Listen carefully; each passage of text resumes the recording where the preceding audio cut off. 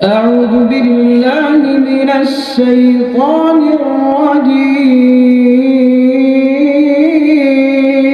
الرجيم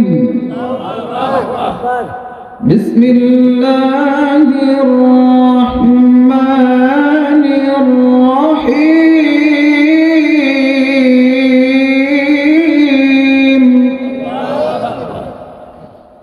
أفحسبتم أنما خلقناكم عبثا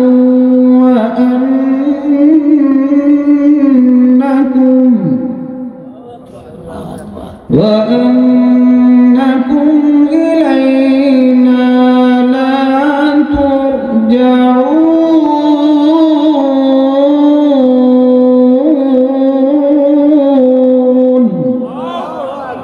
أستغفر الله أكبر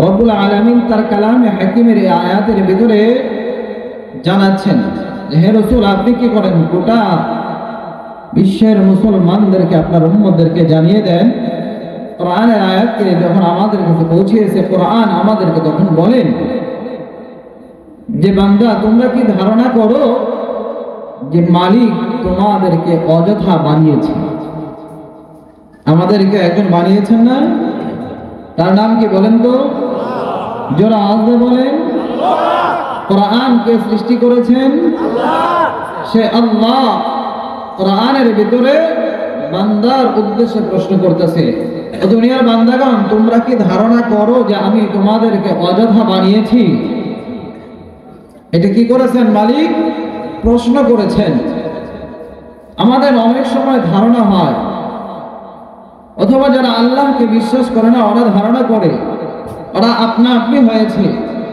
দুনিয়ার একটা নিজাম আছে মানুষ থেকে মানুষ হয় এই সিরিয়াল অনুযায়ী ওরা কি হয়েছে এমন কিছু ধারণার মানুষ আছে কিন্তু কোরআন আমাদেরকে প্রশ্ন করতেছে মালিক নিজেই তার কালামে হাকিমের ভিতরে প্রশ্ন রেখেছেন কিন্তু বান্দা যেমনি ভাবে ছোট বান্দার বুঝ শক্তি ততটাই কি ছোট মালিকের তুলনায় এজন্য আমার আপনার রব বান্দাকে প্রশ্ন করে আবার উত্তর বান্দার জন্য সহজ করে মালিক তার কালামে হাকিমের ভিতরে জানাই দিয়েছে কারণ জানে বান্দা সঠিক উত্তর দিতে পারবে না কি প্রশ্ন করেছে তোমরা ধারণা করো যে আমি তোমাদেরকে অযথা বানিয়েছি আসলেই কি আমরা দুনিয়ায় যত কাজ করি আমরা কি এমনি এমনি কোনো কাজ করি উদ্দেশ্যবিহীন উদ্দেশ্য ছাড়া না উদ্দেশ্য আছে আজকে এই যে মাহফিলের আয়োজন করেছে উদ্দেশ্য আছে না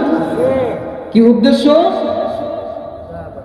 নেক উদ্দেশ্য মালিকের রাজাবন্দি উদ্দেশ্য ছোট একটা মাহফিলের আয়োজন করলে যদি এইটা উদ্দেশ্য থাকে মালিক আমাকে আপনাকে সৃষ্টি করে কি শেষ করতে বলে না আমার আপনার জন্য গোটা পৃথিবীতে আল্লাহ সৃষ্টি করেছেন তাহলে যে বান্দার জন্য গোটা পৃথিবী আল্লাহ সৃষ্টি করেছেন ওই বান্দাকে কি আল্লাহ এমনি এমনি সৃষ্টি করেছে বলে না কোরআন কি বলে চলেন যাই দেখে আসি কোরআন জানায় ওয়ামা খালাকাতুল জিন্না ওয়াল ইনসা ইল্লা লিয়াবুদুন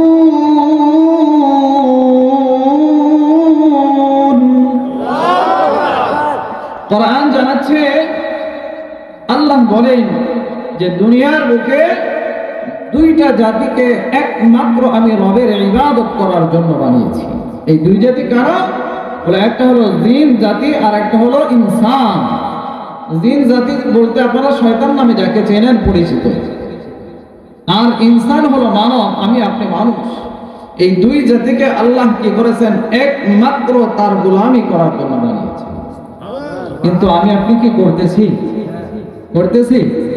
করতেছি না মালিক আমাদেরকে উদ্দেশ্য করে কি উদ্দেশ্য করেছে যে আমি আপনি যেন তার গোলামি করি এজন্য বানাইছে শুধু বানাই শেষ করে নাই মালিক আমাদেরকে চলার বলার ক্ষমতা দিয়েছে আমাদেরকে খাওয়াচ্ছেন পড়াচ্ছেন সবই করছেন কিন্তু আমি আপনি ওই মালিকের গোলামি করতেছি কথা ঠিক না ঠিক না শুরুতে যে আয়াত করেছিলাম, আফাহাসিবতুম আন্নামা খালাকনাকুম আবাসা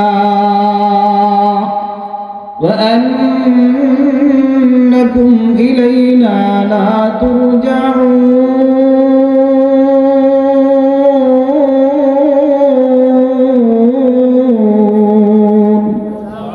আয়াতের শেষ অংশের ভিতরে মালিক আমাদেরকে বলেন, তোমাদের কি আমি রবের কাছে ফিরে আসতে হবে না? বলেন তো, ওই রবের কাছে ফিরে যেতে হবে কিনা? যে রব আমাকে আপনাকে দুনিয়ায় প্রেরণ করেছেন, ওই রব আমাকে আপনাকে অযথা বানায় নাই, ওই রবের গোলামি করার জন্য বানাইছে। রব আবার বলে তার কাছে আমাকে আপনাকে ফিরে যেতে হবে কিনা? রবের কাছেই ফিরে যেতে হবে, এর ভিতরে কোনো সন্দেহ নাই, সন্দেহ নাই। শুধু ফিরে গেলেই হবে না। আমরা মনে করি আমাদেরকে মালিক কি করেছেন? সৃষ্টি করেছেন। আমরা মৃত্যুবরণ করব, কবরে দাফন করবে, ওখানে পোকা মাকড় মাটি আমাদেরকে খেয়ে শেষ করে দিবে, শেষ হয়ে যাব। ঘটনা কি তাই? বলে না না না, মিনহা খালাকনাকুম ওয়া ফিহা নুঈদুকুম ওয়া মিনহা নুখরিজুকুম তারাতান উখরা। মালিক বলে, বান্দা তোমাকে আমি কি করেছি? মাটি থেকে আবিষ্কার করেছি, মাটি দ্বারা তোমাকে আমি সৃষ্টি করেছি, তোমাকে আমি দুনিয়ায় প্রেরণ করেছি, হায়াত দিয়েছি।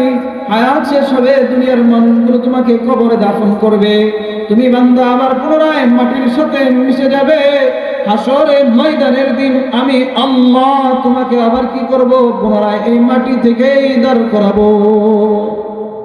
কথা ঠিক না বেঠিক? এটা হলো আমার একটা ওয়াজের বিষয়। মালিক আমাদেরকে অযথা বানায় নাই। বলেন, মালিক আমাদেরকে অযথা বানায় নাই, এর ভিতরে কোনো সন্দেহ নেই। মালিক আমাদেরকে কেন বানিয়েছে? বলেন, মালিক আমাদেরকে কেন বানিয়েছে? তার ইবাদত করার জন্য। উত্তর দেন, মালিক আমাকে আপনাকে কেন বানিয়েছে? তার ইবাদত করার জন্য। বলেন, তারই ইবাদত করার জন্য। আবার আমরা এই দুনিয়ায় চিরকাল থাকতে পারবো না। কবরে দাফন করলে মাটি খেয়েও আমাদেরকে মিশিয়ে দিয়ে একদম শেষ করতে পারবে না। শেষ করলেও মালিক পুনরায় আবার ওখান থেকে উঠাবেই উঠাবে, এর ভিতরে কোনো সন্দেহ নেই। এবার আসে, মালিক আমাদেরকে তার ইবাদত করার জন্য বানালো। আমি আপনি তো ইবাদত করতেই চাই, কে বলেন তাই না? ইবাদত নেক কাজ, তার মানে ভালো কাজ। নেক কাজ মানে কি কাজ? ভালো কাজ। আমরা সবাই ভালো কাজ করতে চাই, কথা ঠিক না বেঠিক?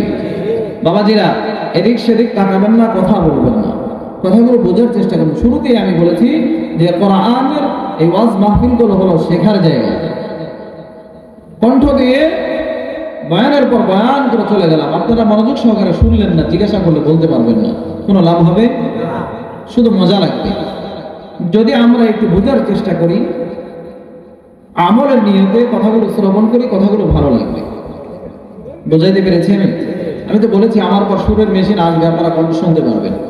আমার যেহেতু মালিক যতটুকু দিয়েছেন আলহামদুলিল্লাহ, আমি যতটুকু বোঝানোর চেষ্টা করছি আপনারা খেয়াল করেন। কোরআনের মজমায় এসে যেন জীবনকে পরিবর্তন করা যায়, এই জন্য খেয়াল করেন। তো কি কথা বলতেছিলাম?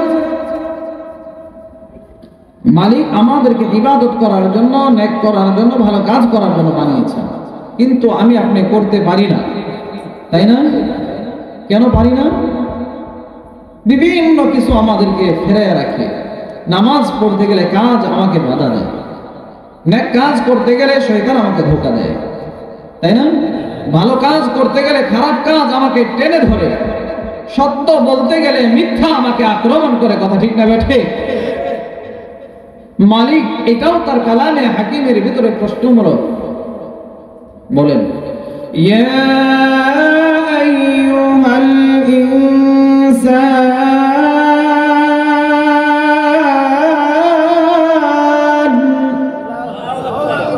ইয়া আইয়ুহাল ইনসানু মা গাররাকা বিরাব্বিকাল কারীম।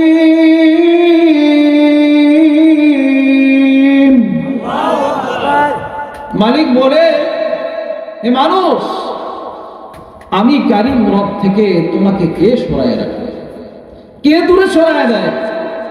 আমি মহামহিয়ান রব থেকে তোমাকে কে বিমুখ করে দেয়? কথা বুঝেন নাই? আমরা ওই আল্লাহর ইবাদত করতে চাই, ওই আল্লাহর গোলামি করতে চাই, সত্য বলতে চাই, নেকের কাজের সাথে আমরা সম্পৃক্ত থাকতে চাই, কিন্তু আমাদেরকে কে বিমুখ করে দিচ্ছে, কে ফিরায় আছে? অবশ্যই এর পিছনে কোনো না কোনো শক্তি আছে, তাই না? নেক কাজ আমরা কেন করতে পারি না? ওই মালিকের গোলামি আমি আপনি কেন করতে পারি না? এই বিষয়ে আমি আপনাদেরকে কিছু কথা বলবো। আমার মূল টার্গেট হলো এটা, আমরা ইবাদত কেন করতে পারি না, নেক কেন করতে পারি না, ভালো কাজের সাথে সম্পর্ক কেন রাখতে পারি না? কে আমাদেরকে ফেরায়? কে আমাদেরকে মহামহিয়ান গরিয়ানের রবের হুকুম মানা থেকে, আদেশ মানা থেকে কে আমাদেরকে দূরে সরায় দেয়? কে বলেন? আল্লাহু আকবার। কে সরায়? ভালো কাজ আমরা করতে গেলে কে সরায়? আমাদের পেছনে একটা শত্রু আছে, তাই না? যে শত্রু আমাকে কি করতে দেয় না, ভালো কাজ করতে দেয় না। ওই শত্রু মালিকের সাথে ওয়াদা দিয়ে আসছে, মালিকের সাথে চুক্তি করে আসছে, মালিকের দরবারে তাকাব্বুরি করে আসছে যে মালিক আমাদেরকে বানিয়েছেন জান্নাতে দেওয়ার জন্য। ওই শক্তিওয়ালা মালিকের দরবারে হেঁটন দেখা যাইছে, মালিকের দরবারে কি চুক্তিবদ্ধ করে নিজে চুক্তি নিয়ে আসছে। মালিকের চুক্তি তো তার জিততে পারবে না, কিন্তু গাদ্দারি করে আসছে যে তোমার বান্দাকে আমি জান্নাতে যেতে দেব। মালিক বলে, বান্দা যদি আমার হুকুম মানে আমি বান্দাকে জান্নাতে দেব, বান্দা যদি তোর হুকুম মানে ওই বান্দাই জাহান্নামে যাবে, ও আর আমার বান্দা থাকবে না। বলেন তো সেটা কে? শয়তান, তাই না?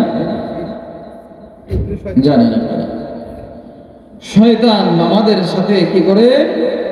শত্রুতা করে। শয়তান আমাদের সাথে কি করে? শত্রুতা করে, তাই না?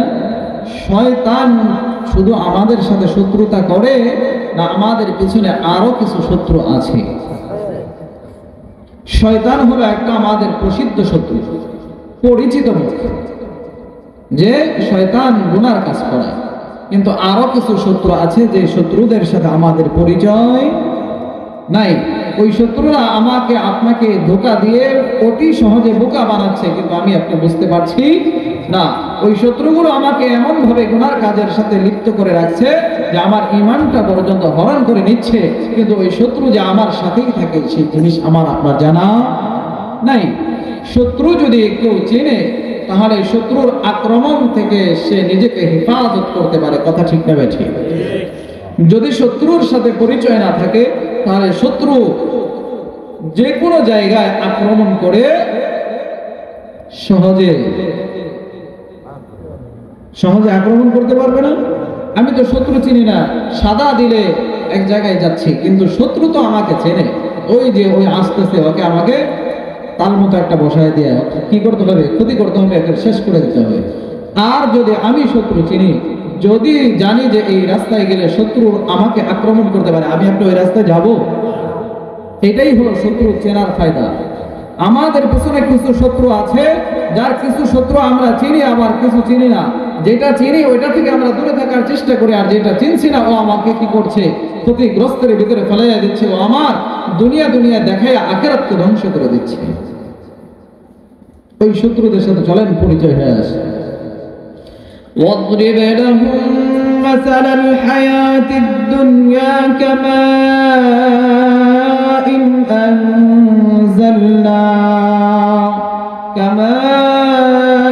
أنزلناه من السماء فاختلط به نبات الأرض فأصبح هشيما تذروه الرياح وكان الله على كل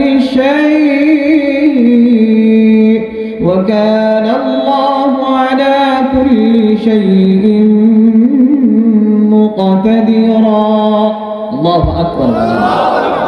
এই যে আমি আপনি যে দুনিয়ায় বসবাস করছি, মহান রব্বুল আলামিন এই দুনিয়াটাকে আসমান থেকে বর্ষিত পানির ন্যায় তুলনা করেছেন। কিসে থেকে?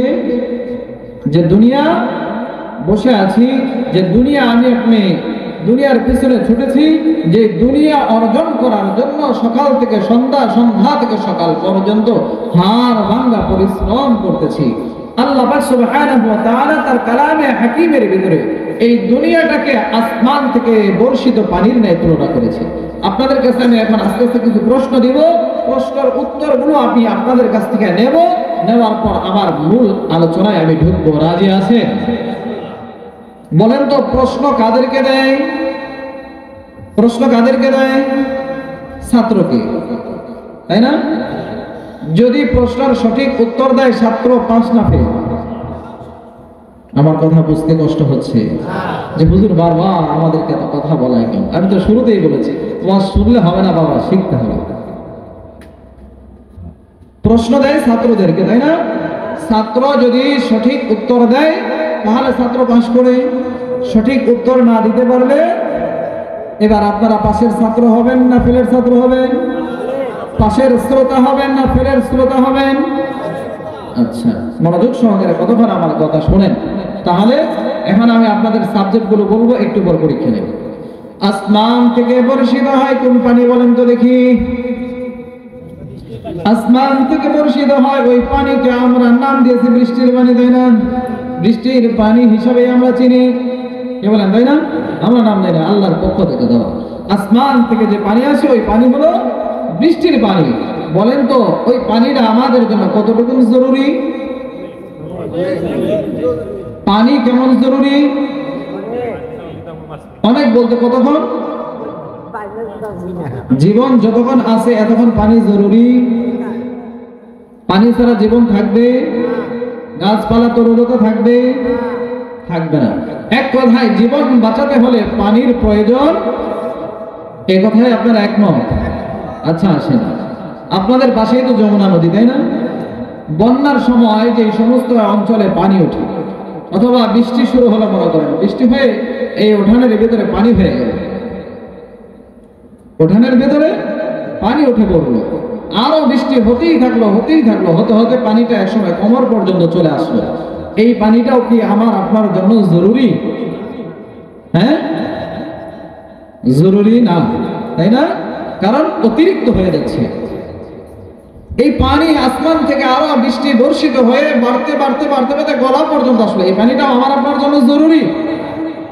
এই পানি আরো বাড়তে বাড়তে মাথা ওভারটেক করে ফেললো, মানুষ এখন হাবুডুবু খায়, হাঁটতে পারে না, পানির নিচে জমিতে আর কি করতে পারে না, ভালোভাবে দাঁড়াইতে পারে না, ডুবে যায়। এই পানিও কি বান্দার জন্য জরুরি? এই পানি এখন কেমন রূপ ধারণ করছে? বিপদের কারণ হয়ে দাঁড়াইছে। যে সমস্ত অঞ্চলে বন্যা হয়, আমরা এবছরেই দেখেছিলাম, মানে 2024 সালে দেখেছিলাম সিলেটে বন্যা হয়েছিল, কত শত মানুষ মৃত্যুবরণ করেছে। যেই পানি সারা মানুষের জীবন বাঁচে না, ওই পানি যদি কি করে রূপ পরিবর্তন করে প্রয়োজনের অধিক হয়ে যায়, তাহলে পুনরায় ওই পানি আবার কি হয়েছে? মৃত্যুর কারণ হয়ে দাঁড়াইছে, তাই না? আমাদেরকে কে মহান রবের থেকে ফিরে রাখে? কথা ছিল আমার, ইয়া আইয়ুহাল ইনসানু মা গাররাকা বিরাব্বিকাল কারীম। ওই মহান রব থেকে আমাকে আপনাকে কে দূরে সরায় রাখে? আমাদের যারা ক্ষতি করে ওদেরকে আমরা কি বলে থাকি বলেন তো দেখি? আমাদের যারা ক্ষতি করে ওদেরকে আমরা শত্রু বলি। শত্রুর আরেকটা নাম আছে দুশমন। কি নাম আছে? শত্রুর আরেকটা নাম আছে দুশমন। এই দুশমন নামটা পূর্বের মুরব্বীরা বড় গবেষণা করে দিয়ে গিয়েছেন, শত্রুর চাইতে দুশমন আরো বেশি মারাত্মক। শত্রু এক জিনিস, দুশমন এতটাই মারাত্মক যে চারটা আমার আপনার শত্রুর নামের প্রথম বর্ণ, প্রথম হরফ দিয়ে কি হয়েছে, সৃষ্টি হয়েছে দুশমন শব্দটা। একটা একটা করে বললে আপনারা বুঝবেন, গভীর মনোযোগ হওয়া চাই। দুশমন শব্দ যদি আরবিতে লিখতে হয় চারটা হরফের প্রয়োজন, তার মধ্যে প্রথম হরফের নাম হলো দাল। প্রথম হরফের নাম কি? জোরে বলতে হবে, প্রশ্ন দিতেছি কিন্তু উত্তর নেব। প্রথম হরফের নাম কি? জোরে আওয়াজ দিয়ে বলেন। এই যে দাল বলছেন আমল নামায় লেখা হয়েছে, জোরে বললে ক্ষতি আছে। আরবি হরফ পড়ার সুযোগ পান না, আজকে পড়ে নেন। কম পক্ষে আমল নামায় 10টা অনেক লেখা হবে। একবার যদি একটা হরফ উচ্চারণ করেন, প্রথম হরফের নাম হলো দাল, দ্বিতীয় হরফের নাম হলো শিন। কি বলেছি? জোরে আওয়াজ দিয়ে বলেন মুসলমান। তৃতীয় হরফের নাম হলো মিম। কি বলেছি? চতুর্থ হরফের নাম হলো নুন। কয়টা হরফ বলেছি আমি? এক হরফের পিছনে যদি 25 নাম্বার দেয় তাহলে 4 হরফ মিলে কয় নাম্বার হবে? 100 নাম্বারে আপনাদের পরীক্ষা হবে। পরীক্ষা দিতে কে কে রাজি আছেন? দুইটা হাত উঁচু করে দেখান। সবাই দুইটা হাত উঠায় দেখান। আল্লাহ তুমি কবুল করো, তোমার বান্দাগুলো পরীক্ষা দেওয়ার জন্য রাজি হয়েছে। নামান। তাহলে বলেন তো প্রথম হরফের নাম কি বলেছিলাম? প্রথম হরফের নাম বলেছি দাল, 25 নাম্বার পেয়েছেন। দ্বিতীয় হরফের নাম কি? 50 নাম্বার হয়েছে। তৃতীয় হরফের নাম কি? 75 নাম্বার পেয়েছেন। চতুর্থ হরফের নাম কি?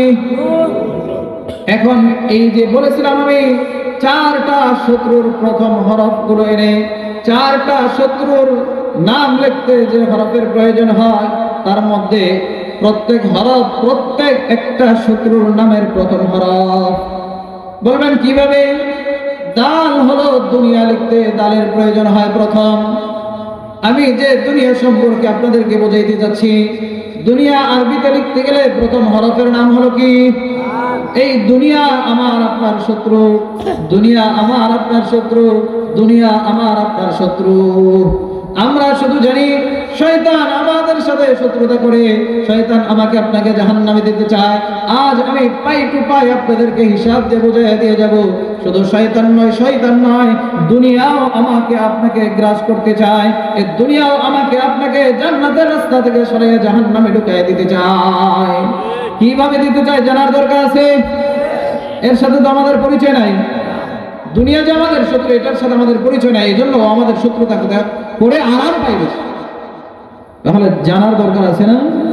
2 নাম্বার যে হরফের নাম বলেছি আমি, ওই হরফের নাম কি বলেন তো দেখি? শিন হলো শয়তান লিখতে প্রথম হরফের নাম হলো শিন।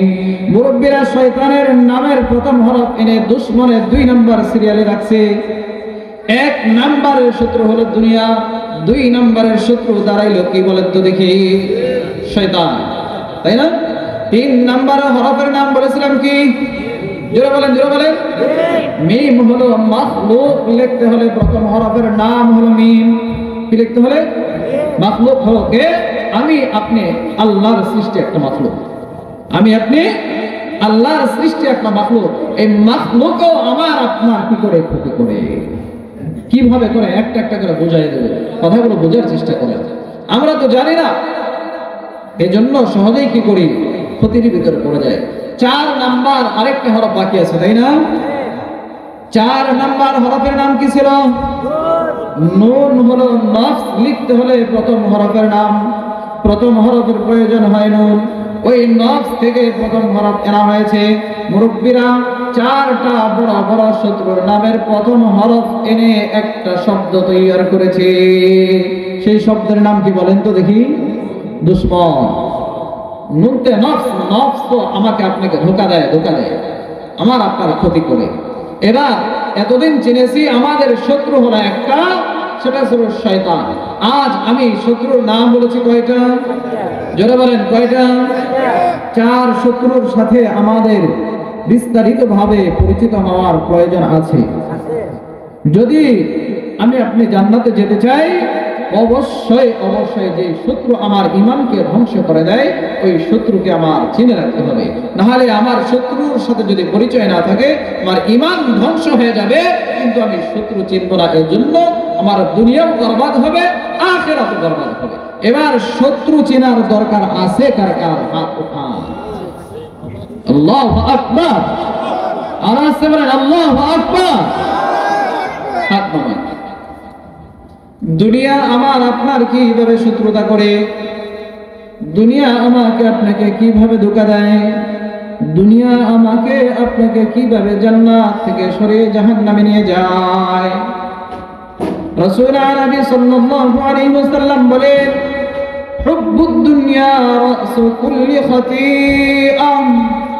রাসূল নবী সাল্লাল্লাহু আলাইহি ওয়াসাল্লাম হাদিসের ভিতরে ইরশাদ করতেছেন, দুনিয়ার মহব্বত হলো সমস্ত গুনাহের মূল। কিসের মহব্বত? আমার আপনার ভিতরে দুনিয়ার মহব্বত আছে? কে বলেন আছে? দুনিয়ার মহব্বত আছে, কিন্তু রাসূল তো বলেছেন দুনিয়ার মহব্বত সমস্ত গুনাহের মূল। কথা ঠিক না ঠিক? রাসূলের পবিত্র জবানের কথার ভিতরে মিথ্যার কোনো অবকাশ নাই। মিথ্যা আছে এমন কোনো ধারণাও করা যাবে না। যদি এমন কোনো ধারণা কোনো বান্দা করে, তাহলে তার ঈমান থাকবে না। ঈমান না থাকলে ওই বান্দা বিনা হিসাবে আল্লাহর জাহান্নামে চলে যাবে। ঈমান হারানো যাবে না, ঈমান হারানো যাবে না। আমি যে কথা বলেছি দুনিয়ার মহব্বত সমস্ত গুনাহের মূল, এই কথাটা বাবা আমার কথা নয়, আমার আপনার নবী আখিরি জামানার পয়গম্বর জনাবে মুহাম্মদুর রাসূলুল্লাহ সাল্লাল্লাহু আলাইহি ওয়াসাল্লামের পবিত্র জবানের কথা।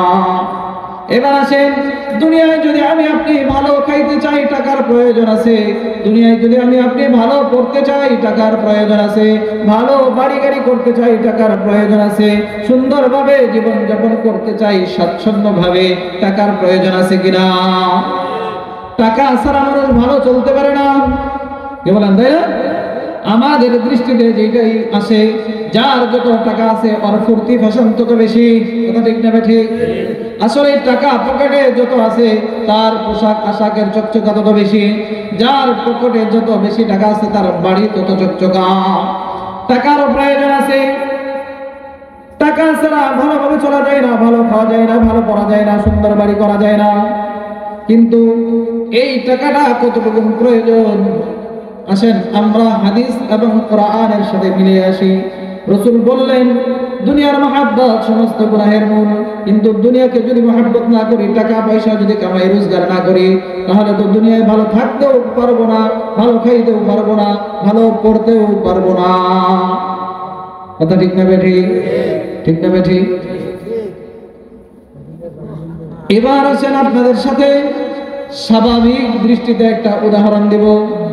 স্বাভাবিক দৃষ্টিতে একটা উদাহরণ দেব, যেহেতু এই অঞ্চলের মানুষ কৃষি কাজের সাথে সম্পৃক্ত রাখে। সম্পর্ক আছে না? পাটের চাষ করে না মানুষ? কি বলেন, পাটের চাষ করে না? যেই কৃষক কি করে পাটের চাষ করে, জমিটা পিছনে কত কষ্ট করে হাল দিয়ে জমিটা সুন্দরভাবে সাজিয়ে গুছিয়ে দোকান থেকে পাটের বীজ কিনে এনে কৃষক জমিতে বীজ কি করে রোপণ করে। কথা ঠিক না ঠিক?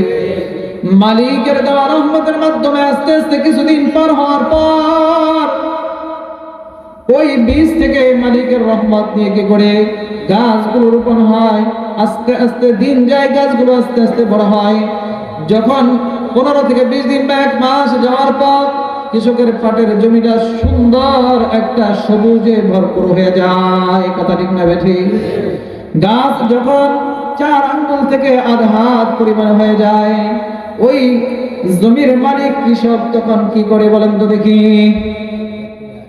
খেতনিরা, তাই না? বাঁশ দিয়ে কি করে আগাছাগুলো উঠে যায়। শুধু ঘাস উঠায় না, পাটের গাছ ওঠায়। পাটের গাছও উঠায়। কেন? ঘন হয়েছে, তাই না? তার মানে যতটুকু জমির ভিতরে গাছ থাকলে ভালো ফসল হবে তার চাইতে অতিরিক্ত হয়ে গিয়েছে। এজন্য ওখান থেকে কি করছে, কিছু গাছ উঠে ফেলে দেয়। কথা ঠিক না ঠিক? আপনাদের কাছে আমার প্রশ্ন হলো, জমিটা চাষ করেছে কষ্ট করে, বীজগুলো কিনে আনছে টাকা দিয়ে, সব বীজ রোপণ করে গাছ উঠেছে। যে গাছগুলো উঠে ফেলে দিল, এগুলো কি টাকাটা কিনে আনে নাই? এনেছে।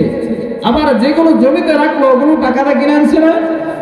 টাকাটা কিনে আনার পরে কিছু গাছ জমিতে রাখলো, আবার কিছু উঠায় ফেলাই দিলেন। কারণ কি বলেন তো দেখি? যদি সব গাছ ওই জমিতে রেখে দেয় তাহলে ওখান থেকে ফসল ভালো হবে না। এই জন্য কিছু গাছ উঠাইয়া ফেলে দিয়েছে। এর মাধ্যমে আমি বুঝাইতে যাচ্ছি আপনাদেরকে, মুরব্বীরা এটাই বুঝাই গিয়েছেন, সকাল থেকে সন্ধ্যা পর্যন্ত তুমি বান্দা হাড় ভাঙা পরিশ্রম করে অর্থ উপার্জন করবে। ওই অর্থগুলো তুমি জমায় রাখবে, সুন্দর বাড়ি করবে, সুন্দর গাড়ি করবে, সুন্দর পোশাক আশাক করবে। আবার বাড়তি কিছু পয়সা থাকবে, সেই পয়সাগুলো ধন সম্পদগুলো তুমি কি করবে? ব্যাংকের ভেতরে একের পর এক জমা করতে করতে পাহাড় পরিমাণ বানায় ফেলবা। দেখতে বেশি হবে, কিন্তু ওই বান্দা এটা খেয়াল করে না।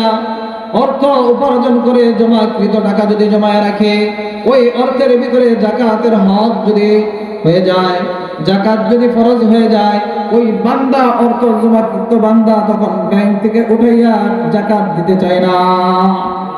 কথা ঠিক না? তোমার পাটের ক্ষেতের ভিতরে গাছ বেশি হইলে তুমি টাকা দা কিনে আনছো, তারপরে উঠাইয়া ফালাই দিতেছো। কারণ হলো যদি রেখে দাও তাহলে ফসল ভালো হবে না, এই জন্য উঠাইয়া ফালাইয়া দাও। মুরব্বিগণ বোঝাইতে চান, মুফাসসিরগণ বোঝাইতে চান, তুমি যে অর্থ তুমি কামাই করছো ঠিক আছে, কিন্তু মালিক তোমাকে অর্থের মালিক বানাইছে, সম্পদের মালিক বানাইছে, এই জন্য তুমি সম্পদের সঠিক ব্যবহার করো কিনা, অর্থগুলো তুমি সঠিকভাবে পরিচালনা করো কিনা। তুমি যে অর্থের মালিক হয়েছো, মালিক শুধু এই অর্থ তোমার কাছে আমানত স্বরূপ দিয়েছে, আমানত স্বরূপ। তোমাকেই শুধু মালিক বানায় নাই, তোমাকে ক্ষণিকের জন্য মালিক বানিয়েছে, কিন্তু তোমার এই অর্থের ভিতরে তোমার বাবার একটা হক আল্লাহ দিয়েছে, তোমার এই অর্থের ভিতরে মায়ের একটা হক দিয়েছে, তোমার এই অর্থের ভিতরে তোমার সন্তানের হক আছে, তোমার এই অর্থের ভিতরে তোমার স্ত্রীর হক আছে, তোমার অর্থের ভিতরে তোমার ভাই বোনদের হক আছে, তোমার এই অর্থের ভিতরে গরিব অসহায় মিসকিনদের হক আছে, প্রতিবেশীর হক আছে। তোমার অর্থ যত বেশি হবে, তোমার অর্থের ভিতরে হকদার তত বেশি হবে। তোমার পাটের ক্ষেতের ভিতরে গাছ যত বেশি হবে, বাঁশ দিয়ে তুমি ততটাই কি করবে? বেশি ফেলে দিবে। কথা ঠিক না বেঠি? তোমার অর্থের ভিতরে তুমি যত অর্থের মালিক হবে, তত মানুষের হক থাকবে। তুমি বান্দা যদি এই হকগুলো আদায় না করো, এই হকগুলো যদি আদায় না করো, তাহলে এই অর্থ তোমাকে জাহান্নামে নিয়ে যাবে। যেমনি ভাবে কৃষক যদি পাটের ক্ষেত থেকে গাছ বাঁশ দিয়ে না ফেলে দেয়, ওইখান থেকে যেমনি ভাবে ফসল কি করতে পারবে না, উৎপাদন করে লাভবান হতে পারবে না, তেমনি ভাবে তুমি বান্দা হাজার টাকা পয়সার মালিক হলেও, হাজারো টাকা পয়সার মালিক হলেও, ওই টাকা পয়সা দিয়ে তুমি বান্দা আল্লাহর জান্নাতে যেতে পারবে না। এবার আসেন মুরব্বীদের একটা উদাহরণ আমি আপনাদেরকে শোনাই।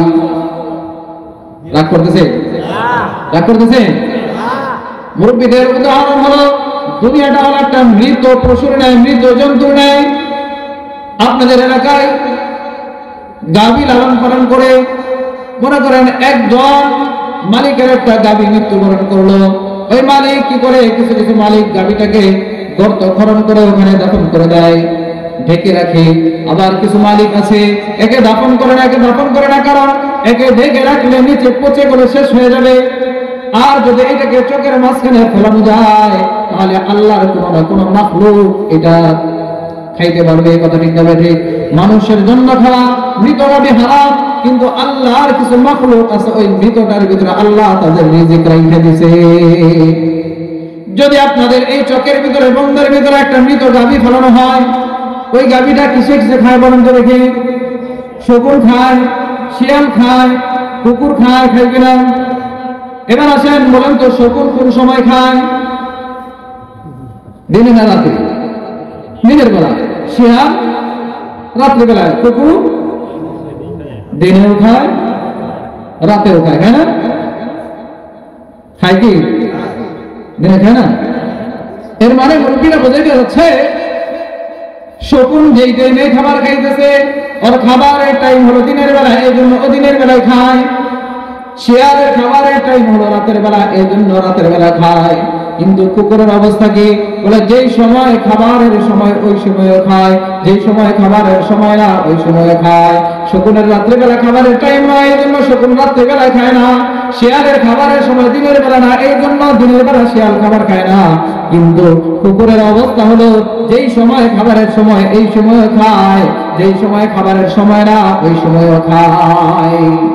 ঠিক না ঠিক? এর মাধ্যমে শকুন তার রিজিক দিনের বেলা তালাশ করে, আর রিজিক দিনের বেলা তালাশ করার সময় শিয়াল তার রিজিককে রাতের বেলায় তালাশ করে, কারণ ওর রিজিক আল্লাহ রাতের বেলায় রেখেছে, এই জন্য রাতের বেলায় তালাশ করে।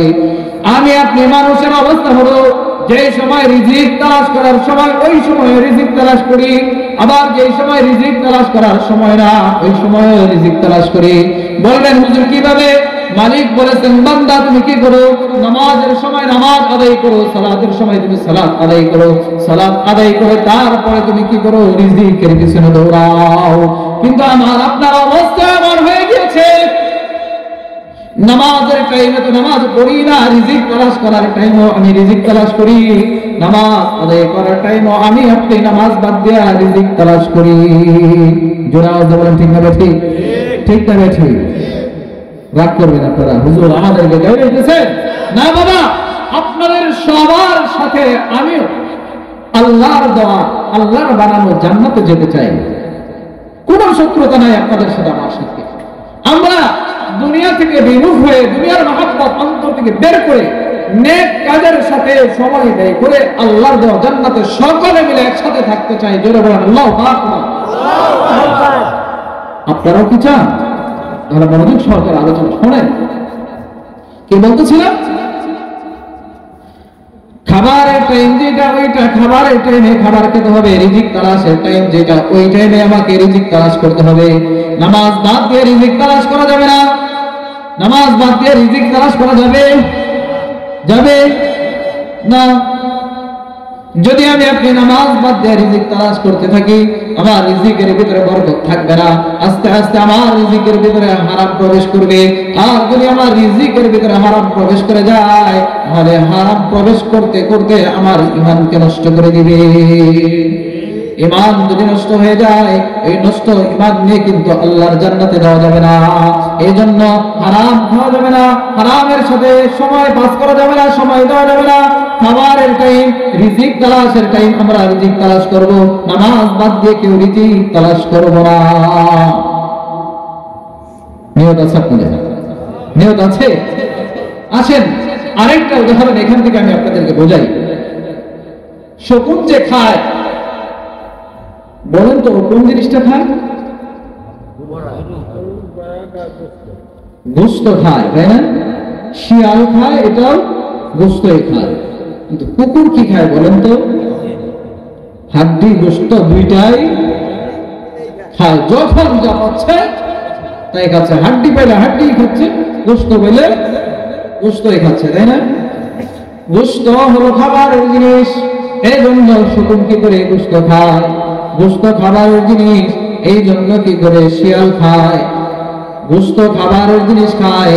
এমন কিছু হাড্ডি আছে যে হাড্ডি গুলো খাবারের জিনিস না, কিন্তু কুকুর যদি ওই হাড্ডি দেখে খাইতে পারবে না, তবুও মুখ লাগাবে, কতক্ষণ কামড়াইতে থাকবে, কথা ঠিক না? ওইটা খাওয়ার চেষ্টা করবে। মুরব্বীরা এখান থেকে বোঝানোর চেষ্টা করেছে হালাল হলো খাওয়ার জিনিস, হালাল খাওয়া যাবে, হারাম খাওয়ার জিনিস নয়, হারাম খাওয়া যাবে না। দুনিয়ায় এমন কিছু মানুষ আছে, দুনিয়ায় এমন কিছু মুসলমান আছে, তারা হালালও খায় হারামও খায়, কথা ঠিক না বেঠে?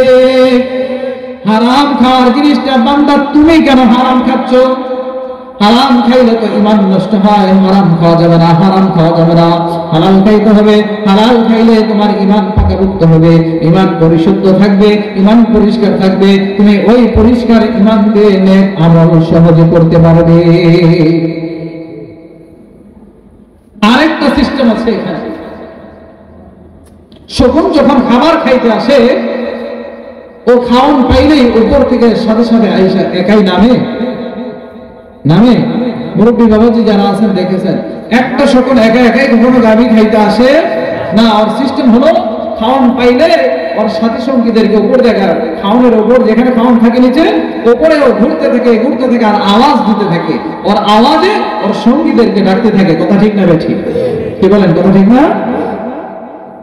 ওর সঙ্গীরা যখন আসে তখন ও খাবার খেতে জমিনে নেমে আসে, ঠিক না বাবাজিরা? শিয়ালের খাবারের সিস্টেম একই। সন্ধ্যাবেলা হইলে ও খাবার পাইলে পুরো আওয়াজ দিতে থাকে, ওর ভাষায় ওর সঙ্গীদেরকে ডাকতে থাকে। ওর সঙ্গীরা একটা আওয়াজ যদি শিয়াল দেয়, চতুর্দিক থেকে দেখা যায় আস্তে আস্তে একটু পরপর আরো সঙ্গী বাড়তেছে, আওয়াজের সংখ্যা বাড়তেছে। যখন সবাই একত্র হয়ে খাবার খাওয়া শুরু করে, কিন্তু কুকুরের অবস্থান কি বলেন তো দেখি? কুকুর খাবার পায়, খাবার পেয়ে খাওয়ার সামনে নিয়ে বসে আছে অথবা খাইতেছে, যদি ওর নজরে ওর দৃষ্টিতে বাজে যে ওই যে দূর থেকে আরেকটা কুকুর মনে হয় আসার চেষ্টা করতেছে, দেখা যায় কুকুরের সামনে এত বড় একটা গাভী থাকা সত্ত্বেও যে গাভীটা কুকুরের সামনে আছে, কুকুর যদি ওখানে বসে বসে 1 মাস পর্যন্ত খাইতে থাকে, তারপরেও খেয়ে শেষ করতে পারবে না। কি বলেন, এত বড় বড় গাভী না, এখন 1 মাস খাইলেও শেষ করতে পারবে না। এত বড় খাওয়ান রাইখা দূর থেকে যখন দেখে একটা কুকুর আসতেছে, ও খাওয়ান ফালাইয়া ওকে দৌড়াইতে থাকে। কথা ঠিক না বেঠে? এর মাধ্যমে মুরব্বীরা বুঝাইতে চায়, দুনিয়ায় এমন কিছু মানুষ আছে, বাবার সন্তান ছিল, ছেলে মেয়ে মিলিয়ে বাবা মেয়েকে বিবাহ দিয়ে দিয়েছে, ছেলেকে বিবাহ করাইছে, বাবা সম্পদটা বন্টন করে দিতে চাই আর দিতে পারে নাই, হঠাৎ বাবার মৃত্যু হয়ে গিয়েছে। এমন সময় ভাই এবং বোন বাবাকে দাফন করে কিছুদিন পার করার পর বোন যদি আসে ভাইয়ের কাছে, ভাই বাবা যে সম্পদ রেখে গিয়েছে, এই সম্পদের ভিতরে যে আমার ভাগ আছে, ওয়ারিসার যে ভাগ আছে, সেই ভাগটা বুঝে নেওয়ার জন্য বোন ভাইয়ের বাড়ি আসে কিনা। বোন ভাইয়ের বাড়ি আসছে, ভাইকে যখন এই কথা বলেছে, ভাই বড় রাগান্বিত হয়ে বড় চোখ নিয়ে বলে, কিসের ভাগ চাস? বলে না, অনেক ভাই আছে না, বোনকে ধমকি দিয়ে কিসের ভাগ চাস? বোন তখন বলে, ভাই বাবা তো আমাকে কোনো সম্পত্তি দিয়ে দেয় নাই, বাবার যে অংশ আছে 3-এর 1 অংশ আমি বোন মালিক, আমি 3-এর 1 অংশের মালিক, আমার অংশটা আমাকে বুঝাইয়া দাও। কিছু নিমুখারাম ভাই আছে যারা বোনের হক বুঝাইয়া দেয় না, বরং বোনকে নিজের বাড়ি থেকে ধমকাইয়া ধাক্কা ধুক্কা বের করে দিয়ে বোনকে বলে, তোর চেহারা যেন আমার এই বাড়িতে আর না দেখি। শুধু কি তাই বলে? এইটুকুই বলে শেষ করে না, আরো কিছু নিমুখারাম ভাই আছে যারা বোনকে বলে, এই যে আমার বাড়ি থেকে বের হলি, আজ এই বাড়ি থেকে বের হলি, পুনরায় কোনো দিন যেন আমি ভাই তোকে আমার বাড়ির আঙ্গিনায় না দেখি। অথচ বাবা মৃত্যুবরণ করার পূর্বে যে সম্পদ রেখে যায়, অনেক বাবার সন্তান আছে, বাবা এমন সম্পদ রেখে গিয়েছে, এতটাই সম্পদশালী ছিল বাবা, যে বাবার সম্পদ রেখে গিয়েছে ওই ছেলে খাবে, ছেলের ঘরের ছেলে খাবে, তারপরেও কি করবে না, শেষ হবে না।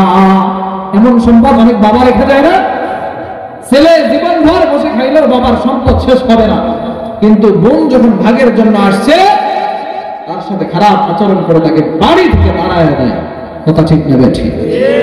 এই যে 3টা আচরণের কথা আমি আপনাদের মাঝে বললাম, 3টা আচরণের কথা বললাম, এমন আচরণ, এই 3 আচরণ যার ভিতরে ঢুকবে, এই 3 আচরণ যার ভিতরে ঢুকবে, এই 3 চরিত্র যে লালন করবে, এই 3 চরিত্র দিয়ে যে জীবনকে কি করছে, পরিচালনা করছে, মুফাসসিররা বলেন কোরআন এবং সুন্নাহ অনুযায়ী কোরআনের ভিতরে আছে, উলাইকা কাল আনআম, আল্লাহু আকবার, বাল হুম আযাল্লু উলাইকা হুমুল গাফিলুন। দুনিয়ার ভিতরে এমন কিছু মানুষ আছে যারা কি পশুর ন্যায়, যারা কিসের ন্যায়? বলে শুধু তাই নয়, আরো কিছু মানুষ আছে যারা পশুর চাইতেও আরো নিকৃষ্ট, চতুষ্পদ জানোয়ারের চাইতেও নিকৃষ্ট। এরা কারা? এই যে এই রকম চরিত্রে যারা নিজের চরিত্র বানিয়েছে, এরা কুকুরের চাইতেও নিকৃষ্ট। কেন? কুকুরের চরিত্র হলো সে খাওয়ান খেয়ে শেষ করতে পারবে না, কিন্তু তারপরেও কি করে, দূর থেকে একজনকে দেখলে, দূর থেকে একটা কুকুরকে দেখলে ওকে দৌড়াইতে থাকে। কিছু ভাইয়াতে এমন চরিত্রের অধিকারী হয়েছে, সে সম্পদ খেয়ে শেষ করতে পারবে না, বোন হকের মেয়েকে আসছে, বোনের হক বোনকে বোঝাই দিবে না। এর ভিতরে আর কুকুরের ভিতরে কোনো পার্থক্য? আমাদের চরিত্র এমন করা যাবে? কি বলেন? আপনাদের কাছে উদারতা আহ্বান থাকবে, বাবা কারো হক নষ্ট করা যাবে, হক নষ্ট করা যাবে না। আল্লাহ পাক সুবহানাহু ওয়া তাআলা তার বান্দাকে ক্ষমা করেন, এটা আপনারা জানেন। বান্দা যত বড় নাফরমানি করুক না কেন, বান্দা যদি খাস দিয়ে তওবা করতে পারে, আল্লাহ ওই বান্দার গুনাহকে মাফ করে দিতে পারে। কিন্তু আল্লাহ একটা গুনাহ নিজ ইচ্ছায় মাফ করেন না, সেটা হলো কোন বান্দা যদি বান্দার হককে নষ্ট করে, যতক্ষণ পর্যন্ত বান্দা ক্ষমা না করে ততক্ষণ পর্যন্ত আল্লাহ বান্দাকে ক্ষমা করে। আমাদের যাদের বোন আছে, আমরা বোনদের হকগুলো বুঝিয়ে দেব। যত কম সম্পদের মালিক আমার বাবা থাক না কেন, যতটুকু সম্পদ রেখে বাবা মৃত্যুবরণ করে অতটুকুনের ভিতরে ভাগ বসায় বোনের ভাগ দিয়ে দিব। যদি বোনের হক আদায় না করি, আমি হাফেজ হতে পারি, আলেম হতে পারি, মুফতি হতে পারি, মুহাদ্দিস হতে পারি, হাজী সাহেব হতে পারি, আমি নামাজি হতে পারি, বুজুর্গ হতে পারি, কিন্তু বোনের হক আমি বুঝাইয়া দেই নাই। আমার এই বুজুর্গ দিয়ে, আমার এই হাফেজের হাফেজত্ব দিয়ে, আলেমত্ব দিয়ে আল্লাহর দেওয়া জান্নাতে যাওয়া যাবে। 100 বার হজ করলেও জান্নাতে যাওয়া যাবে না যদি হক নষ্ট করে থাকে। যতক্ষণ পর্যন্ত হকদার মাফ না করবে।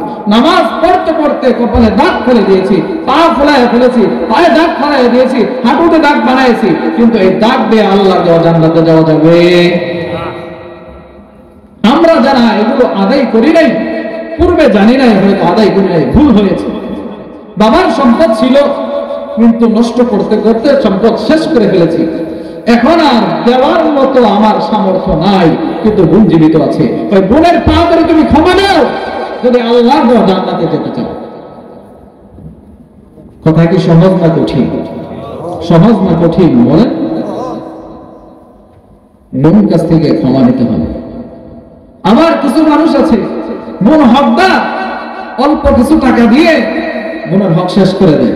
আরে বোন, আমি আর তুই তো ভাই বোন, কিছু টাকা দিয়ে দিলাম, এই জমি কিনে নিয়ে যাবি শ্বশুর বাড়ি। এমন করে না? এমন করাটাও ঠিক না। বোন না পারে বলতে, না পারে সইতে। কারণ যদি বলি তাহলে ভাইয়ের সাথে সম্পর্ক আর ভালো থাকে? ভালো থাকে না। এখন বাবা মা মৃত্যুবরণ করেছে, দুনিয়ায় তো আমার আপন বলতে ভাই আছে, বাবার বাড়ি আপন বলতে ভাই আছে। এখন যদি ওয়ারিসের জমিন দিবার যায়, ভাইয়ের সাথে সম্পর্ক যাবো কোথায়? এই জন্য বোনরা ব্যথায় আর এ কথাও বলে না, বড় মারাত্মক কথা।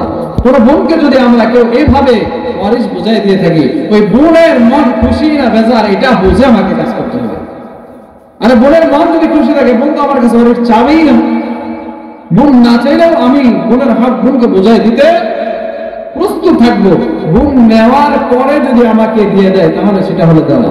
আর আমি বোনের নামে দেওয়ার আগ পর্যন্ত এটা যদি আমি ছলে বলে কৌশলে নিজের জন্য রেখে দেয়, এটা কিন্তু বোনের দেওয়া না। আপনি দেখেন, বাবার দেওয়া সম্পদ বোনের নামে দলিল করে দেন, তারপরে কয় বোন ভাইকে সম্পদ ফেরত দেয়, ওইটা হলো প্রকৃত দেওয়া। আপনি বোনের নামে না দিয়ে শুধু বোনকে সম্বল দিচ্ছেন, বোন চাইতেও করতেছে না, নিতেও করতেছে না, সইতেও করতেছে না। এমন করে দিলে হবে? কি বলেন হবে? এমন ভাবে যদি আমরা কেউ সম্পদের মালিক হই, ওই সম্পদ আমার কি করবে না, হালালিয়াত নিয়ে আসবে না। ওই সম্পদ হারাম হবে, হারাম হবে, হারাম হবে। হারামের সাথে যদি আমার সম্পর্ক হয়ে যায়, হারামের সাথে যদি আমার সম্পর্ক হয়ে যায়, ওই সম্পদ আমাকে কখনো জান্নাতে যেতে দিবে? জান্নাতে যেতে দিবে না। এই জন্য ভাই হালাল হওয়া চাই, প্রত্যেকটা বিষয়ে হালালিয়াতের সাথে সম্পর্ক থাকা চাই। হালালিয়াত ছাড়া বান্দা কখনো প্রকৃত মুমিন হতে পারবে না। কোন বান্দার আমল নামায় যদি হারামের ছোঁয়া থাকে, হারামের ছোঁয়া থাকে, তাহলে ওই বান্দা যদি হারামের সাথে সম্পর্ক রেখে দেয়, আজ না হয় কাল, কাল না হয় পরশু, এই বান্দার আমল নামার ভিতরে গুনাহ আস্তে আস্তে বাসা বাঁধবে। গুনাহ যদি আমল নামার ভিতরে বাসা বাইরা ফেলায়, এক এক ওই গুনাহ থেকে আরো বাড়তে বাড়তে বাড়তে বাড়তে গুনার বড় একটা কি করবে, আমল নামা হয়ে যাবে। এই গুনার আমল নামা যদি কেমন বড় হয়ে যায়, তাহলে ওই আমল নামায় বান্দাকে জাহান্নামে নিয়ে যায়। কয়টা বললাম? প্রথম হরফ বলেছিলাম ডাল। কি হরফ বলেছিলাম? ডাল। ডাল থেকে, ডাল কোথা থেকে আসছে? দুনিয়া থেকে, তাই না?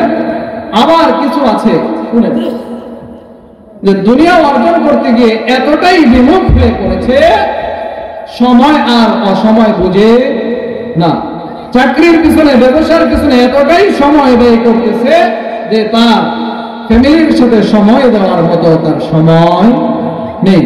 অথবা নিজের স্ত্রী সন্তানদেরকে নিয়ে বাসায় বসবাস করে, বাসায় থাকে, গ্রামে বাবা মা থাকে, সে এতটাই ব্যস্ত, নিজের সন্তান স্ত্রী নিয়ে শহরে থাকে, গ্রামে বাবা মা আছে, তাদের সাথে সাক্ষাৎ করার মতো সময় পায় না। এমন সন্তান আছে না? আছে না? ও কিসের পাগল হয়ে আছে? দুনিয়ার পাগল। ওর স্ত্রী নিয়েছে, সন্তানদেরকে নিয়েছে, গ্রামে যে বাবা মা আছে তাদের খোঁজ খবর নেওয়ার সময় নেই। কারণ তুমি সন্তানের জন্য তো এইটা হতে পারে, মালিক তো এটা বলে নাই। সন্তানের হকও তোমার, পিতা মাতার হকও তোমার কাছে আছে। তুমি যে শুধু তোমার স্ত্রী আর সন্তানের হক আদায় করতেছো, তোমার বাবা মার হক কে আদায় করবে? তুমি কি ভাবছো তোমার সন্তান আর স্ত্রীর হক আদায় করে তুমি জান্নাতি হয়ে যাবে? বলে না, তোমার স্ত্রীর কাছেও তোমার জান্নাত রাখে নাই, তোমার সন্তানের কাছেও তোমার জান্নাত ওইভাবে রাখে নাই যেইভাবে তোমার বাবা মার কাছে তোমার জান্নাত অপেক্ষা করে। বলবেন কিভাবে? কথা আমার যদি এটা না আসছে যেহেতু বলে দেই। রাসূল আরবি সাল্লাল্লাহু আলাইহি ওয়াসাল্লাম বলেন, হুমা জান্নাতুকা ওয়া নারুক। সন্তানের জন্য পিতা মাতা জান্নাত, সন্তানের জন্য আবার ওই পিতা মাতাই জাহান্নাম। বলবেন হুজুর কেমন কথা বললেন? হ্যাঁ, আমার কথা নয়, আমার কথা নয়, রাসূল হাদিসের ভিতরে বলে গিয়েছেন, হুমা জান্নাতুকা ওয়া নারুক। সন্তানের জন্য পিতা মাতার জন্য জান্নাত, আবার সন্তানের জন্য পিতা মাতা পুনরায় রূপ যদি চেঞ্জ হয় তাহলে ওই পিতা মাতাই সন্তানের আবার জাহান্নামের কারণ। কিভাবে? সন্তান যদি পিতা এবং মাতাকে রাজি খুশি করে চলতে পারে তাহলে ওই সন্তানের জন্য পিতা মাতা জান্নাত হয়ে যাবে। ওই পিতা মাতার পদতলে আল্লাহ পাক কি করেছেন? সন্তানের জান্নাত রেখেছেন। আল জান্নাতু তাহতা আকদামিল উম্মাহাত। আল্লাহর হাবিব সাল্লাল্লাহু আলাইহি ওয়াসাল্লাম বলেন, মায়ের পায়ের নিচে সন্তানের জান্নাত। তুমি জান্নাত মায়ের পায়ের নিচে না খুঁজে, বাবা মাকে রাজি খুশি না করাইয়া তুমি জান্নাত মসজিদ মাদ্রাসায় দান সৎকার করে খুঁজতেছো। মসজিদে দান করতেছো, তুমি জান্নাতে যাইবা। মাদ্রাসায় দান করতেছো, তুমি জান্নাতে যাইবা। প্রতি বছর বছর হজ করতেছো, তুমি জান্নাতে যাইবা। কিন্তু বাবা মার ভরণ পোষণ তুমি দিতেছো না, বাবা মাকে তুমি খরচ দিতেছো না, বাবা মার হক আদায় করতেছো না। তুমি সন্তান হাজারো হাজারো হাজারো বার যদি তুমি কি করে হজ করো, তোমার এই হজ তোমাকে জান্নাতে নিতে পারবে না। কি করতে পারবে না? জান্নাতে নিতে পারবে না। কেন? তুমি তোমার বাবা মার মনকে খুশি করো নাই, বাবা মার অন্তরকে খুশি করো নাই। শুধু তাই বলে না, রিজাল রাব্বি রিজাল ওয়ালিদাইন। আল্লাহ পাক সুবহানাহু ওয়া তাআলা তার হাবিবের মাধ্যমে প্রকাশ করেন। রাসূল আরবি সাল্লাল্লাহু আলাইহি ওয়াসাল্লাম বলে, বাবা মার খুশিতে রাসূল খুশি হয়, রাসূলের খুশিতে আল্লাহ খুশি হয়। যে সন্তানের প্রতি তার বাবা মা খুশি থাকে, ওই সন্তানের প্রতি স্বয়ং আল্লাহ খুশি থাকে। বলুন সুবহানাল্লাহ। শুধু কি তাই? বলে না, কোন সন্তান যদি জান্নাতে যেতে চায়, তার আমল নামায় যদি হজের সওয়াব লিপিবদ্ধ করাইতে চায়, তাহলে মক্কা শরীফ আর মদিনা শরীফ যায় শুধু হজের আমল নামা, হজের নেক আমল নামায় উঠাতে হবে না। কিভাবে উঠানো যায়? বলে কোন সন্তান যদি নেক দৃষ্টিতে বাবা এবং মায়ের চেহারার দিকে তাকায়, রাসূল আরবি সাল্লাল্লাহু আলাইহি ওয়াসাল্লাম বলে, কোন সন্তান বাবা মার দিকে নেক দৃষ্টিতে তাকাইলে ওই সন্তানের আমল নামায় একটা কবুল হজের সওয়াব লেখা হয়। সুবহানাল্লাহ। কালকে সকালে বাসায় গিয়ে সুবহানাল্লাহ কইন মিয়া, একটা হজ করতে কত টাকা লাগে? 7 লাখ লাগে, 6-7 লাখ টাকা লাগে। উমরা করতে গেলেও 1.5 লাখ লাগে, এখন 1.5 থেকে 3 লাখ টাকা লাগে। আর টাকা তো লাগে, সময়ও লাগে, জার্নিও করতে হয়। তারপরে ও হজ যে ব্যক্তি করেছে, ওনার হজ কবুল হয়েছে কি হয় নাই গ্যারান্টি আছে? তাহলে মালিক আমাদের জন্য হজের নেক নিজের আমল নামায় লিপিবদ্ধ করার, আমল নামায় বন্দী করার, আমল নামায় ওঠানোর সহজ পন্থা দিয়েছে। তোমার টাকা নাই, হজ করতে পারছো না, অথবা টাকা আছে সময় নেই, যেতে পারছো না, সময় মতো যাওয়া বাদ দেওয়া যাবে না। কিন্তু বাবা মার দিকে নেক দৃষ্টিতে তাকাও, তাহলেই তো তোমার আমল নামায় একটা কবুল হজের নেক লিপিবদ্ধ করা হয়। সুবহানাল্লাহ। আল্লাহ রাসূলের দরবারে এক সাহাবী আয়েশা, রাসূল যখন তাকে কি করেছে এই কথা বলেছে, মায়ের চেহারা বাবার চেহারার দিকে তাকাইলে আমলনামায় একটা কবুল হজের নেক লেখা হয়। ওই সাহাবী আবার জিজ্ঞাসা করেছেন, ইয়া রাসূলুল্লাহ, কোন সন্তান যদি দুইবার তাকায় তাহলে কি হবে? রাসূল বলেন, তার আমলনামায় দুইটাই কবুল হজের সওয়াব লেখা হবে। যদি তিনবার তাকায় তিনটা কবুল হজের সওয়াব লেখা হবে। চারবার যদি তাকায় তাহলে চারটা কবুল হজের সওয়াব লেখাই হবে। বলে যতবার বাবা আমার দিকে সন্তান নেক দৃষ্টিতে তাকাবে, যদি 1000 বার তাকায় তাহলে 1000টা কবুল হজের সওয়াব সন্তানের আমলনামায় লেখা হবে। সহজ না কঠিন? সহজ না কঠিন? নেক কামাই করা অতি সহজ, কিন্তু এই বাবা মার পিছনে সময় দেওয়ার মতো আমার আপনার সময় নাই। কেন? দুনিয়ার মুখে পড়ে গিয়েছি। রাসূল বলেছেন, দুনিয়ার মহাব্বত সমস্ত গুনাহের মূল। দেখেন দুনিয়া আমার আপনার কিভাবে শত্রুতা করে, দুনিয়া আমার আপনার কিভাবে শত্রুতা করে। আমি অর্থ উপার্জন করতে গিয়ে বাবা মাকে ভুলে গেলাম, এটা দুনিয়া আমার আপনার কি হলো? শত্রু হয়ে গেল। এই শত্রুতাই আমাকে জাহান্নামে নেওয়ার কারণ হয়ে দাঁড়াচ্ছে। এজন্য দুনিয়া অতি প্রয়োজন। টাকা পয়সা ছাড়া ভালো চলাও যায় না, খাওয়াও যায় না, পড়াও যায় না, ভালো বাড়িও করা যায় না, গাড়িও করা যায় না। টাকার অতি প্রয়োজন, পানিরও অতি প্রয়োজন ছিল, তাই না? কিন্তু টাকা ধন সম্পদ কতটুকু তুমি উপার্জন করো, যতটুকু তোমার প্রয়োজন। আল্লাহর হাবিব সাল্লাল্লাহু আলাইহি ওয়াসাল্লাম বলে যে এমন ধন সম্পদ তুমি উপার্জন করিও না যে ধন সম্পদের তোমার প্রয়োজন হয় না, অতিরিক্ত থেকে যায়। অতিরিক্ত ধন সম্পদ মানুষকে জাহান্নামে নিয়ে যায়। নাউযুবিল্লাহ বলবেন না? পানি ছাড়া যেমনি ভাবে বান্দা তোমার আমার জীবন বাঁচে না, ওই পানিটাই যখন কি করেছে প্রয়োজনের অধিক হয়ে গিয়েছে। আপনারাই বলেছিলেন পানি ছাড়া মানুষের জীবন বাঁচতে পারে না। আমি যখন বলেছিলাম পানি যদি হইতে হইতে মানুষের মাথা ওভারটেক করে, ওই পানি মানুষের মৃত্যুর কারণ হয়ে দাঁড়ায়।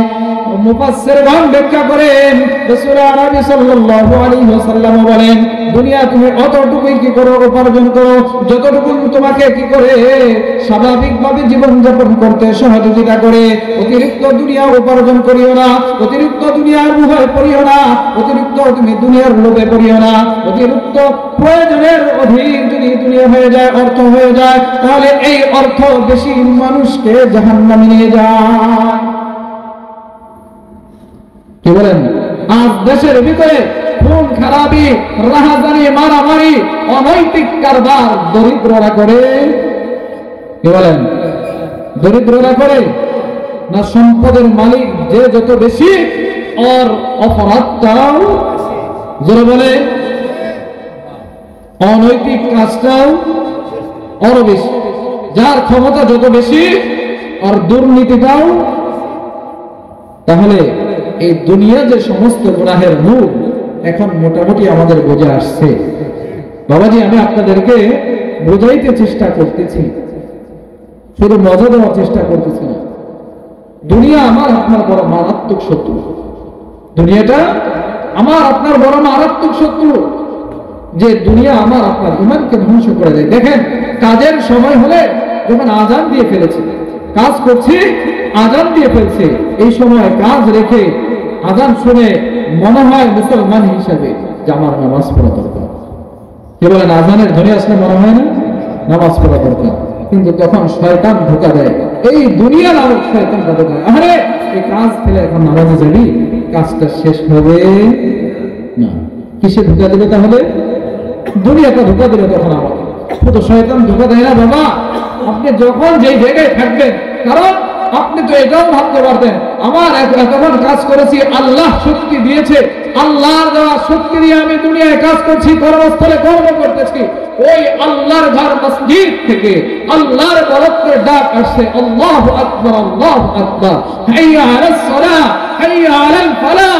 মুয়াজ্জিন ডাকতেছে আল্লাহর ঘরের দিকে, আল্লাহর ঘরের দিকে। এখন আর দুনিয়ার কাজ করা সম্ভব নয়, কারণ আমি যেই জায়গায় কাজ করতেছি এই জায়গায় যদি আল্লাহ আমার শক্তি বন্ধ করে দেয়, আমার হাত চলা বন্ধ করে দেয়, পা চলা বন্ধ করে দেয়, আমার বডি চলা বন্ধ করে দেয়, একটা মানুষের কোনো ক্ষমতা নাই বিন্দু পরিমাণ 1 সেকেন্ড আর চলবে পারবে? কিন্তু আল্লাহ বন্ধ করে না। আল্লাহ দেখে, বান্দা তোকে আমি সব দিলাম, কিন্তু তুই বান্দা আমার জন্য কতটুকু করিস। আর আমার জন্য যেটা করবে এটা আমার জন্য না, আমি তো এটা তোর জন্যই রেখে দেবো জমাকৃত বন্ধ। দুনিয়া আমাকে আপনাকে কিভাবে ধোঁকা দেয়,